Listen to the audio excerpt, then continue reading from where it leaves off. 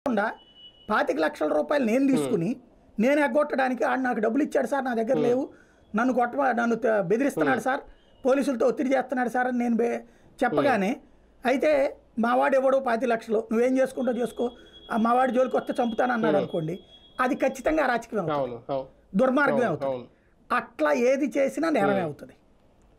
మరొక కారణం కూడా కనిపిస్తోంది. ఎన్నికలకు ముందు దేవినేని అవినాష్ లేదంటే వెల్లంపల్లి ఇలాంటి వాళ్ళు అప్పుడు కేసినేని నానిని టీడీపీ నుంచి తీసుకెళ్లి వైసీపీలో చేర్పించే టైంలో వీళ్ళ కీలక పాత్ర పోషించారు. కొంతమంది నాయకుల విషయంలో టీడీపీ నేతలను కూడా ఇటువైపు లాగే ప్రయత్నంలో కూడా దేవినేని అవినాష్ ప్రధాన హస్తం ఉంది, అందుకు కూడా దేవినేని టార్గెట్ చేశారు అనేది చూడొచ్చా? ఇక్కడ ఒక్క దేవినేని టార్గెట్ చేస్తే తప్పు.